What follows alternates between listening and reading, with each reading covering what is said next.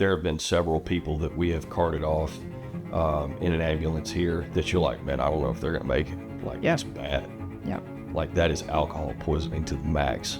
And you feel for them because you're like, what brought them to this point?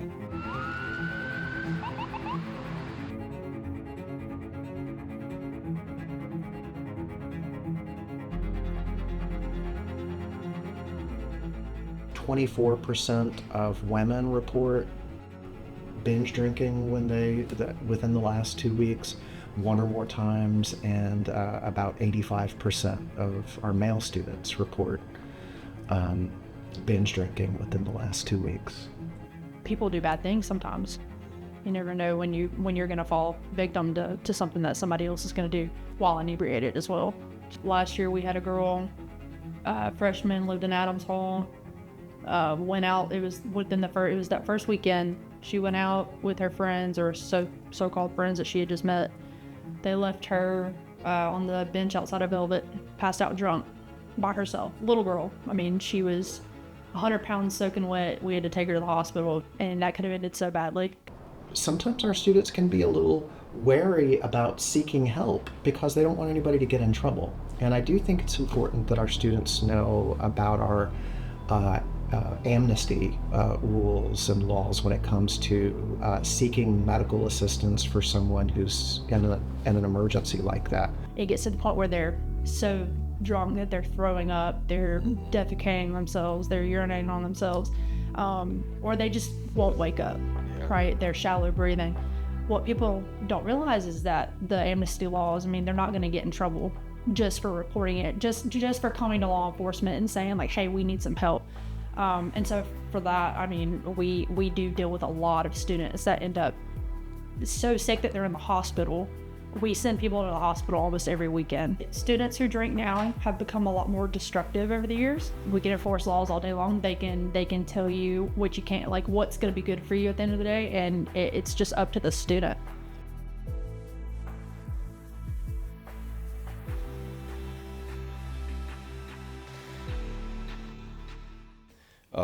When you start looking at the second and third order physical effects of large amounts of alcohol consumption, alcohol is a depressant, right? You start consuming large amounts of alcohol, you start building up large amounts of cortisol. You can literally send yourself into a chemical spiral. Yeah. I mean, that's why Alcoholics Anonymous exists, because people literally, they become dependent upon it. And if you start early and this becomes a lifestyle for you, then you're going to have a very difficult time stopping. Anecdotally, yes, students use alcohol to help cope with their stress, their anxiety. There's an old joke, how many psychologists does it take to change a light bulb? And just one, but the light bulb has to want to change. And so so it doesn't do any good to tell somebody you need to change this behavior if they're not ready to change the behavior. So we try to meet people at the stage of readiness for that change that they are. You know, for us, you know, we're picking up the pieces after the fact. We're always left with this, like, why in the world? This young man or woman's got everything going for them. You know, Why throw it all away? Why throw it all away?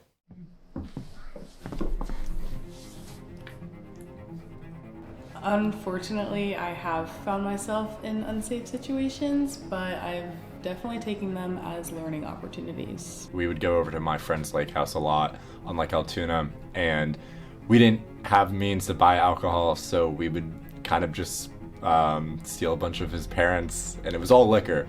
There was one night where we were just at his place drinking, and during the night I'd gone to bed, and I don't really remember it, but when I woke up, I had thrown up all over myself, all over the bed, and it was terrible, and I was sick the rest of the day. And like looking back, I could have, choked it. This one time, I was celebrating Christmas with my coworkers, and I fell because I was wearing new boots and scraped both of my knees, and ended up getting questioned by the police just to make sure I was okay, but it was still pretty embarrassing, and I think about it a lot.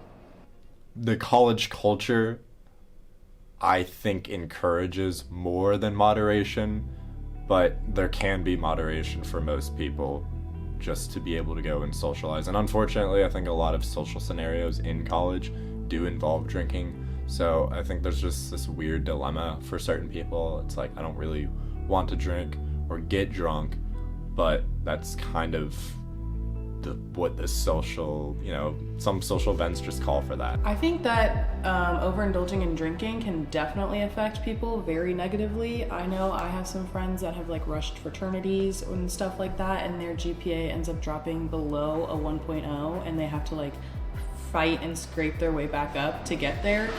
People don't have a good like spectrum of where the extreme really is. Just because you're not blackout drunk does not mean that you're drinking too much to do harm to yourself. It doesn't mean that you're too intoxicated. Just because you're not, like, I think blacking out is honestly way too common. I realize that, you're in a position to where you're kind of cut to your own devices, right? But what I wish would happen was that if you were going to step into a place that you weren't supposed to be doing that you would at least do it in moderation. Yeah. I definitely think that like a healthy amount of drinking is attainable for a lot of college students. Again, I think it gets really hard when you're in the moment and you're with your friends and you're like, really excited to be going out and stuff, and it's really easy to overindulge. But I think people that have more awareness, and especially like self-awareness and control, are a lot better at pacing themselves properly and finding that healthy balance of like maybe a wine night with your roommates one night instead of going out and then going out the next night, or just staying in and not drinking is also always an option. People don't know what they don't know, and students who've not had experience with alcohol don't know how much one or two drinks is going to affect them. So certainly if people are going to drink, we hope that they'll do that in moderation. Yes, I think there is room for people learning how to consume in moderation.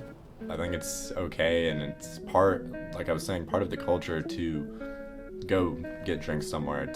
You should be able to have nights like that where you are socializing, you're having fun with people, and you're being responsible. So it's just kind of up to the individual to be able to manage that in a healthy way.